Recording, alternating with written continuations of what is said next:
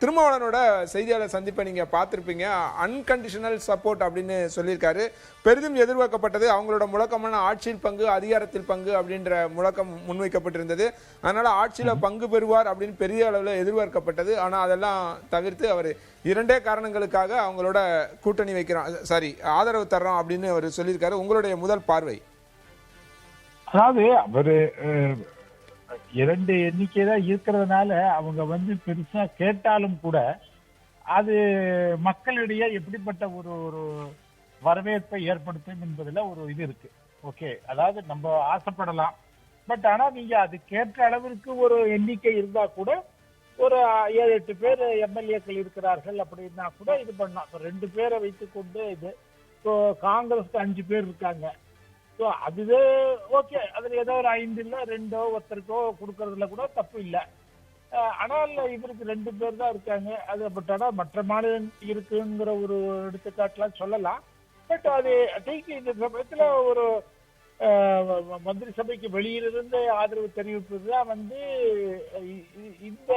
இந்த சூழல்ல பொருத்தமாக இருக்கும் என்று நான் கருதுகிறேன். அதனால அவருடைய இதே நோக்கம், அது குறிக்கோள், அதெல்லாம் ஓகே, நல்லதா இருக்கு. பட் அதற்கேற்ற அளவுக்கு அந்த கட்சி பலம் இல்லைல்ல. அதனால இப்பொழுதைக்கு அவர்கள் அந்த கோரிக்கைய அதுக்கான அழுத்தம் கொடுக்கவில்லை என்று நினைக்கின்றேன். இல்ல, இதே மாதிரி கூட்டணி கட்சி நேற்று செய்தியாளர்களை சந்தித்த சிபிஎம் அதோட மாநில செயலாளர் சண்முகமும் இதே கருத்தை தான் சென்றாரு. இதுல முரணா ஒரு பாக்குறது, தற்போதும் திமுக கூட்டணியில தான் நாங்க தொடர்கிறோம் அப்படின்னு சொல்றாங்க. திமுக கூட்டணியில் தொடர்கிறோம், 2 காரணங்களுக்காக மட்டும்தான் உங்களுக்கு ஆதரவு அப்படின்னு சொல்றாங்க. அதை எப்படி புரிஞ்சுக்கிறது? இது நடைமுறைக்கு எந்த அளவுக்கு சாத்தியப்பட்டு வரும் நினைக்கிறீங்க? அதாவது இதுல ஒரு அடிப்படையில் ஒரு முரண்பாடு இருப்பது என்பதை நாம் ஒத்துக்கொண்டு கொள்ள வேண்டும். ஆனால் இப்போது ஒரு ஆட்சி இருக்க வேண்டும். ஓகே, அரசு இருக்கணும். அதுக்காக அவங்க என்ன சொல்றாங்கன்னா, நீங்க அதுக்காக நம்ம ஆதரவு தெரிவிக்கிறோம். ஓகே, அந்த ஆட்சி அமையப்பட வேண்டும். இப்ப ஆட்சி இல்லட்டுன்னா இப்ப இவங்க அமைக்க முடியலன்னா அதுக்கு பிறகு மற்ற சில நிகழ்வுகள் நடக்கலாம், போலாம். அதை நம்ம அதுல ஏற்படவே, ஏன்னா அவங்க ஒரு அஇஅதிமுகவும் திமுகவும் ஒரு கூட்டணி வைத்து அதுல அஇஅதிமுக ஆட்சியை திமுக வெளியிலேருந்து ஆதரிக்கலாம் ஒரு பேச்சுலாம் ஈடுபட்டது. அப்பொழுது இவங்க எல்லாரும் அதை ஆதரிக்க மாட்டோம்னு சொல்லிட்டாங்க. அந்த சூழல்ல இருக்கும் பொழுது இல்லாட்டா 3வது நீங்க குடியரசுத் தலைவர் ஆட்சியை தான் கொண்டு வந்தாகணும். இப்ப இந்த 2 இதையும் நடக்க முடியாது செய்யணும்னா, நிகழ்வுகளையும் நடக்க முடியாது செய்யணும்னா, அப்ப ஒரு தாவேகா தலைமையிலான ஒரு ஆட்சியை தான் கொண்டு வர்றதுக்கு தான் நீங்க நடவடிக்கைகள் எடுக்கணும். அதுக்காக, அந்த ஒரு காரணத்திற்காக நாங்கள் ஆதரிக்கின்றோமே தவிர, மற்றபடி அரசியல் ரீதியில அவங்கள நம்ம இது பண்ண போறது இல்ல, ஆதரிக்கவோ இல்லாட்டா அவங்களோட கூட்டணி வைத்துக் கொள்ள போகிறோம் என்ற அர்த்தமோ இல்லைங்கிற அந்த மாதிரி சொல்றாங்க. ஆனா இதுல ஒரு அடிப்படையில ஒரு முரண்பாடு இருக்கிறது. நம்ம அது முரண்பாடு இல்லைன்னு சொல்ல முடியாது. இப்ப இவர்களுக்கு பிடிக்காத ஒரு நிலைப்பாடுல அவங்க முடிவு எடுக்கிறாங்கன்னு வச்சுக்கோங்க. அப்போ அவர்கள் என்ன செய்வார்கள்? அதை சகித்துக் கொள்வார்களா, இல்ல நாங்க ஆதரவை விலக்கிக் கொள்கிறோம்னு சொல்லுவாங்களா? இதெல்லாம் இருக்கு. சில நடைமுறையில சிக்கல்கள் வரத்தான் வரும். ஆனால் இப்ப ஒரு ஆட்சி அமையணும் என்ற காரணத்திற்காக இவர்களோடு கலந்தாய்ந்து அவர்கள் கலந்தாலோசித்து முடிவுகளை எடுப்பார்கள் என்ற எண்ணத்தில் அவங்க இந்த ஆதரவை தெரிவித்திருக்கிறார்கள் என்றுதான் நான் புரிந்து கொள்கிறேன்.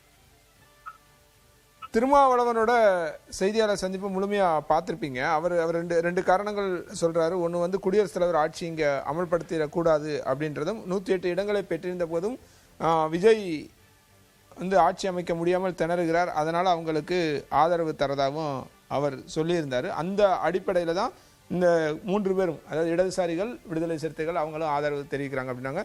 இந்த முடிவை அறிவிப்பதற்கு இத்தனை கால அவகாசம் தேவையா? நேற்று ஏன்னா பெரிய இழுபறி, நேற்று மாலையே அவர் செய்தியாளரை சந்திப்பதாக இருந்தது, அப்போது நடைபெறவில்லை. கிட்டத்தட்ட தமிழ்நாடே எதிர்பார்க்கிற ஒரு சூழல்ல திருமாவளவன் என்ன சொல்ல போகிறார், என்ன நிலைப்பாட்டை எடுக்க போகிறார் அப்படின்ற எதிர்பார்ப்பு அதிகரித்து கொண்டிருந்த நிலையில கிட்டத்தட்ட 24 மணி நேர இடைவெளிக்கு பிறகு இதை சொல்றாரு இல்லையா? இந்த இழுபறிக்கு பின்னால் வேற ஏதேனும் காரணம் இருக்கக்கூடுமா? அதாவது இழுபறிக்கு பின்னால் ஏதேனும் காரணம் இருக்கக்கூடுமான காரணம் இருக்கலாம். காரணம் இருக்கிறதாகத்தான் பேசப்படுகிறது. இது ஒன்று. ஓகே, அதுல இப்ப நீங்க இன்றைக்கு மதியம் பார்த்திருப்பீங்க,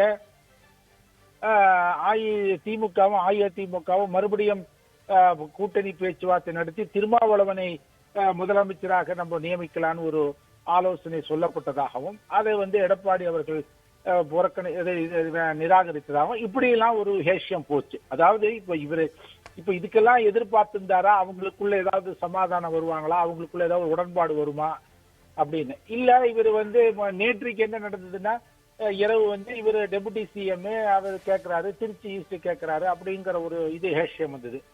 அதாவது இதை இந்த யூகங்களை அவரே தவிர்த்திருக்க வேண்டும்.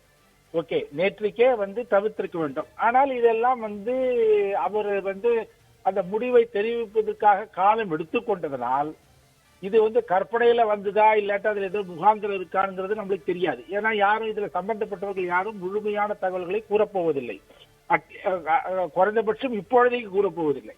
ஒரு குறிப்பிட்ட காலத்துக்கு பிறகு சொல்லலாம், அது விட்டுருங்க. பட் இந்த யூகங்கள் அவர் இந்த அவர் ஒரு 24 மணி நேரம் எடுத்துட்டான்னு சொல்றீங்க இல்லையா, அதனாலேயே அந்த யூகங்களுக்கான எழுவதற்கான ஒரு வந்து விட்டது, அதற்கான ஒரு காரணமாக அமைந்து விட்டது. அது அதனால அதை தவிர்த்திருக்க வேண்டும்.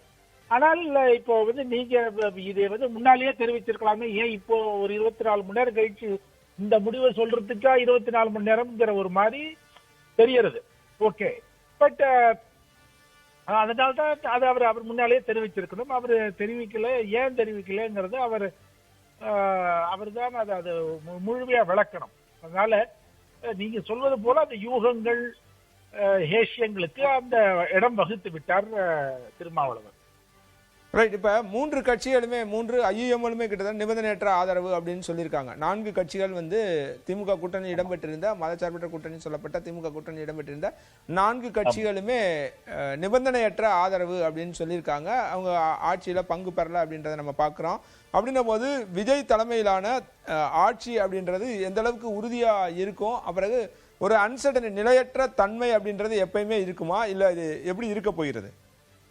அதாவது நீங்க இது நிலையற்ற தன்மை என்பது இருக்க போகுதான்னா இதுல இருக்கு, நம்ம அதை மறுக்க முடியாது.